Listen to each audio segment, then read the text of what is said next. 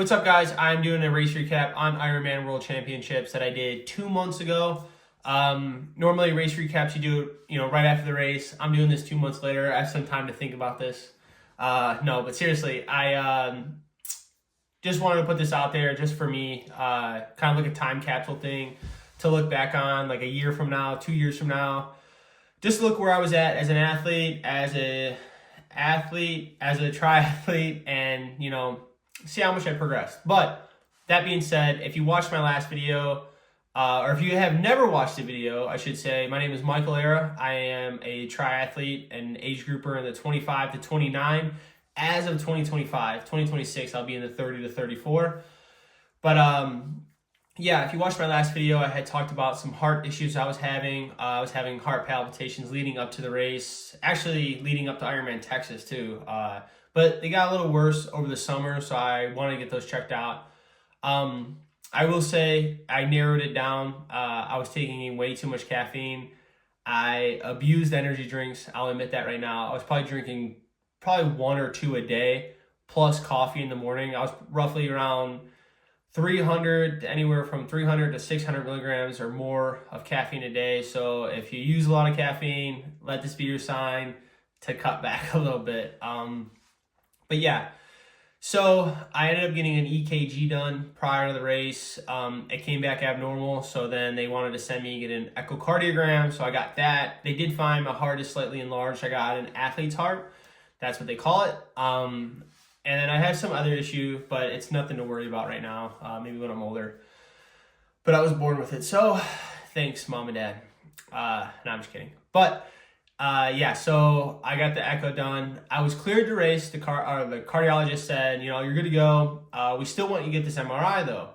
So that kind of freaked me out. And I was like, I couldn't get it before the race. It was scheduled. The only time they can get me in was when I got back. So I was like, damn, I have to go do this big event. And like, this is the whole reason I was doing all this. So I can either stay home and be scared or go down there and be scared. So I chose to go be scared down there. But seriously, like, this is my first world championship I ever qualified for. I worked my ass off to get to this. I worked my ass off leading up to this race to race it. So I was going, I was scared, but I was going. That being said, we got down there September 6th, me and Johnny Del Balso, my coach as well. I think like the second day we were in Nice, we got the bikes out, started climbing the hills just to see what that was like. And the first hill we got to was like, I think it's anywhere between 14 to 16%. It's really steep. It could be less than that, but I'm pretty sure I'm close. But I found out quick that I did not have the best bike that I could possibly have set up. I had a good bike. This was the bike I raced in World Championships, exactly how it sits like that. It is missing the water tank over there. Sorry, I can see myself up here on the screen, so it's backwards. But yeah, it was pretty heavy. I probably should have went with a lighter setup. And then the gearing in the back, I ran 11:30, I think it was, maybe 11:32. I think it was 11:32 in the rear that I ran. I should have ran 11:34. Usually I run like anywhere in Ohio or kind of a flatter course, maybe some rolling hills, I'll run 11:28, real flat, probably 11:25. But yeah, that was a small mistake that I found out pretty quick, but we went with it. Even some guy, the first day we were cycling, some guy pulled up next to me, and he was from Nice, and he was like trying to talk to me, and he was saying how he was impressed that I was on the disc wheel, and I was thinking in my head like, hey, I'm not even moving that fast, dude. Don't be impressed yet. But all the pros had their disc wheels on, so I was like, they're doing something, but I'm also not a pro, so I probably should have, had a little bit of a different setup. But hey, you live and you learn, so it wasn't that big of a deal. But so that week leading up to the race, we did a lot of swimming. It was awesome to swim in the Mediterranean Sea. Super, super clear. Salt water is insanely buoyant. You do not need a wetsuit. Yeah, we went to Ironman Village, I think Wednesday or Thursday. Of course, Ironman takes all my money prior to the race. They take more of my money when I get to the village and buy all the cool stuff. I bought this singlet here, this tank top, whatever you want to call it. It's pretty sweet. Gonna wear it as much as I can to let everybody know I raced Ironman World Championships. I was bib number 417. It's pretty cool that they give you 2 of these because I lost my race bib on course. It fell off, so it's cool to get 2 of these things. So definitely going to use that, put that in like a shadow box or something. And then obviously you get the Ironman World Champs bag, and all I use this for is just traveling or going to the pool just to let everybody see what I've done. That's the only reason. My ego is huge with this. But yeah, so got checked in, and the whole time I was down there, I was just pretty anxious to race. I just wanted to race because all this stuff I was dealing with, it was all in my head. I did wear a heart monitor like a week leading up to the race, and I just did my normal training because they wanted to see my heart rate and stuff like that and what it was doing. I ended up getting the results back like 2 days before the race. I got the phone call. I was like walking downtown Nice, and we were going to like stores, and I was looking at the phone call coming in, and I was like, oh God, I don't even want to answer this. And I ended up seeing the voicemail, and they were like, you're all good. Nothing abnormal came back. You're good here. So that was like an extra, that was a good relief leading up to the race. Still having this MRI in the back of my head. But so leading up to the night before the race, we got a hotel just so we could be in walking distance from the event. Me and Johnny ate, I think, around like 2 o'clock. We usually eat like a big meal around, in between 1 to 3 o'clock, and then we eat like a smaller meal later on the day. That's just what we do. Other people are different with their nutrition setups, but we got really hungry at like 6 or 7 o'clock, and we were like, all right, let's go get some food. So we left the hotel and we walked to the street vendor, and we got these chicken Philly cheesesteak things with fries. What we were thinking doing that, I have no idea. The night before the biggest race of my life as of now, I don't know what I was thinking, but I knew I was hungry. Watching this dude make my food though, he no gloves, nothing. He was making the food, eating pieces of chicken that he cooked for our stuff. It was a mess, but I was like, this is probably normal here, but I did not want to eat it, but I was so hungry I ate it anyways because I sat down with the food and I looked at him and waited for him to take a bite, and then I started eating my stuff too. But ended up being okay. Leading up to the morning of the race, got up, felt really good actually, felt confident walking down to the, transition, getting ready for the swim start.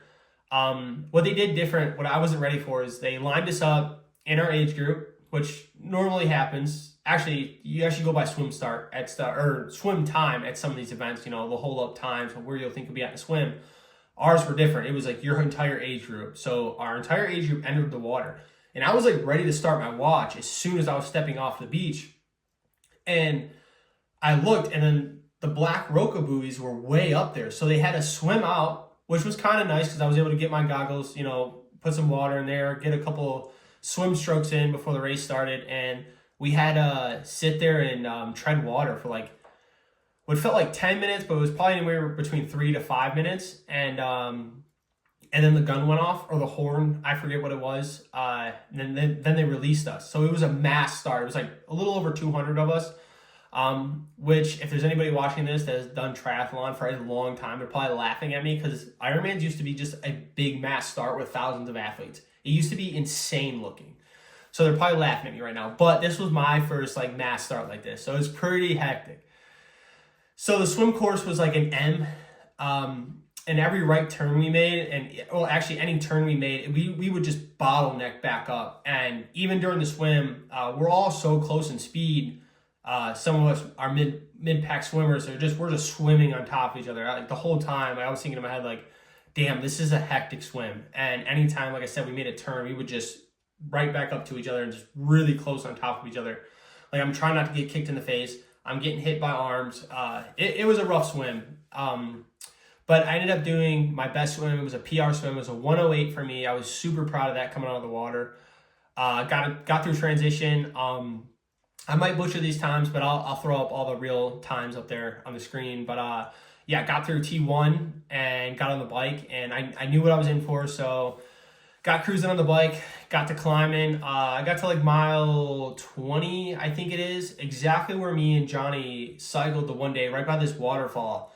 And I look over and here he is. He comes up next to me. We got to talk for a second and then he took off. And then I seen him, I think, one more time on the bike on this flat. But the bike is absolutely beautiful course. Awesome. Really challenging. I think it's like 80 miles until you really get to the descents. There's a couple rollers in between there, which is nice, but the real descents don't start to like up towards mile 80. I think that's what I remember.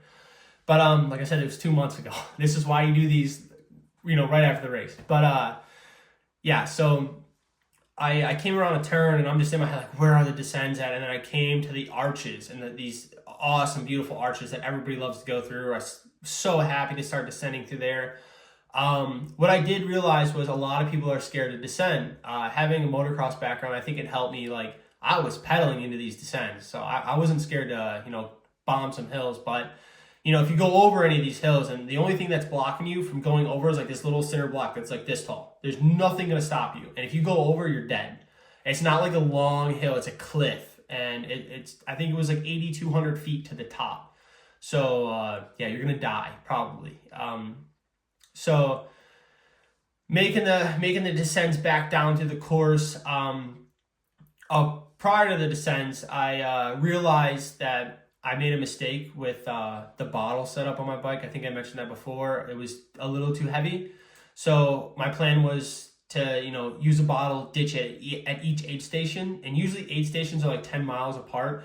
These were a little different. It was like 10, and then the next one was like 15 miles. And then there was one that was only like 6 or 8 miles. And then there was like another 10 to 15. So they were kind of spread out, and it was really hard for me to sit there and drink the electrolytes they gave in the bottle.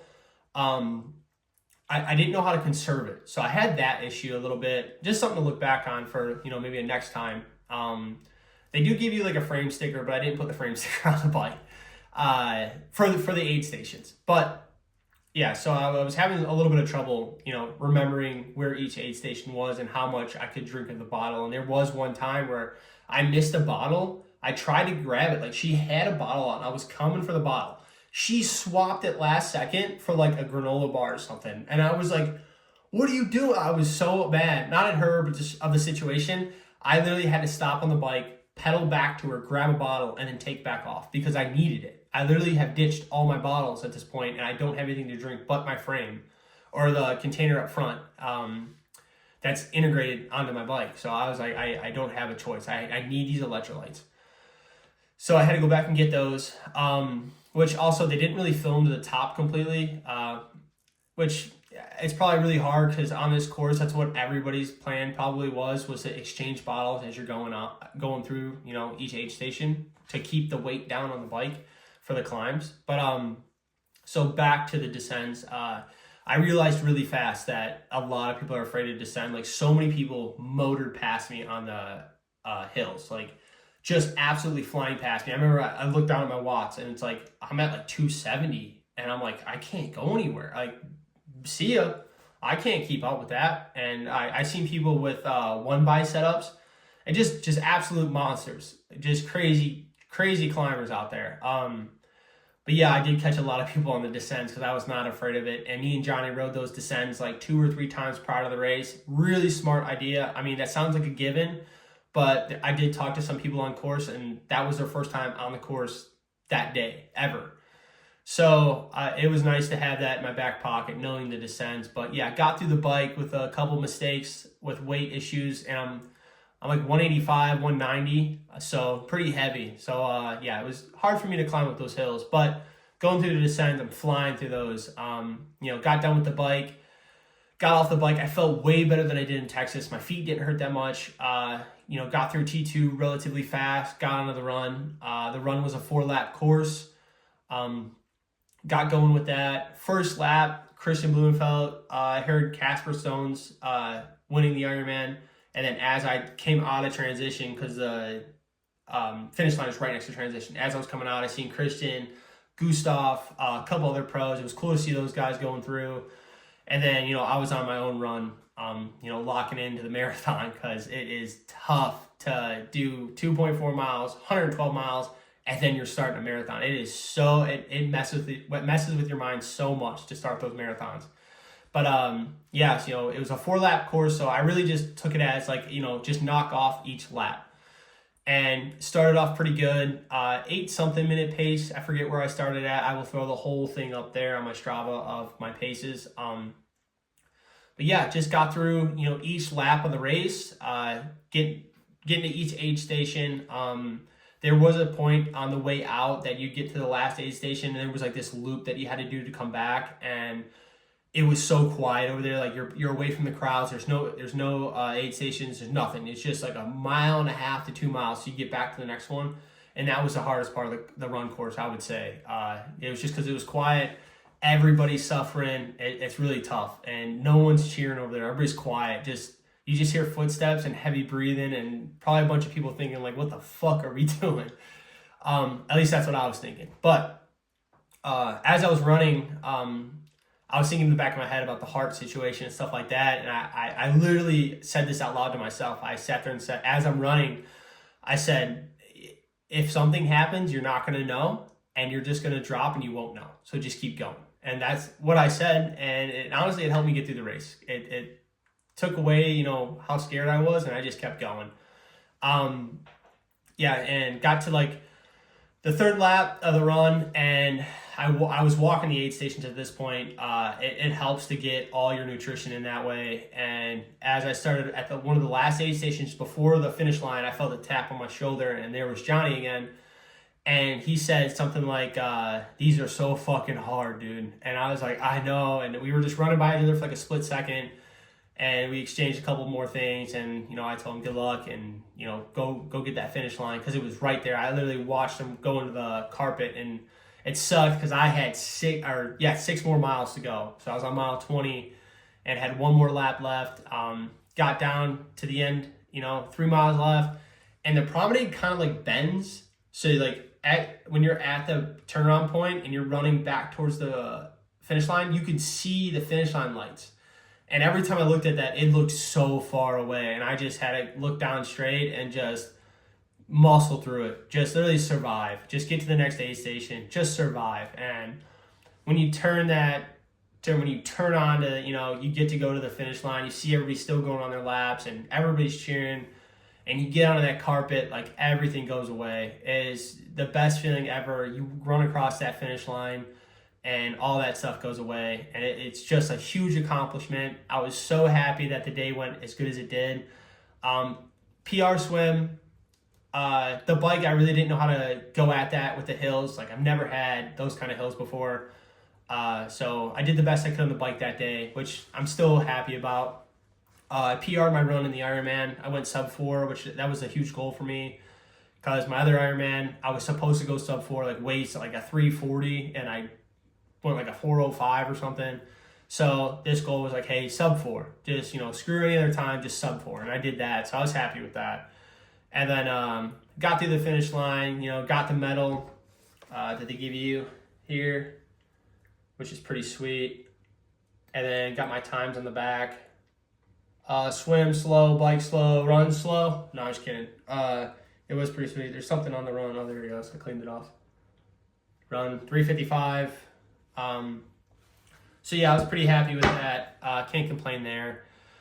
And then went to get some food and literally just set my head down. I got a bunch of food, set my head down, and there was this guy, I think he was from Maryland or somewhere, and he was laughing because he was like, yeah, that's exactly how I felt when I got back. And they had these pancakes with Nutella. Europe loves Nutella, by the way. They absolutely love it. Like, they're like, fuck peanut butter, we love Nutella. Like, anytime I've been in Europe, they have so much Nutella. But I had these pancakes with Nutella, and I would just eat one, set it down, set my head down, and I did that for like 20 minutes, and then I kind of came back. And I ended up seeing some dudes that I met in Texas that we all qualified. It was really cool to run into them and see how their race went. And then Johnny came over. We were super stoked. Took a bunch of pictures. Really, really happy with that race and how it went. I'm looking forward to the next one. But that was my season ender. So looking forward to what's next. Johnny just did Ironman Arizona. I see my age group out there, and I am not touching a Kona slot there. Not even close. So with this year's Kona slots being super aggressive, and with how the age graded system is, I'm gonna have to be a low 9-hour Ironman. My next goal is a 9:30, so I don't see myself qualifying this year. I'm still gonna go for it. I'm not counting myself out. But the next race is gonna be Ironman Puerto Rico 70.3. I think that's in March, and then we are gonna sign up for Ironman Jacksonville in May. That is gonna be the first year for this, so I'm super excited about that. And yeah, I'm gonna do more of these videos, so stay tuned and appreciate it.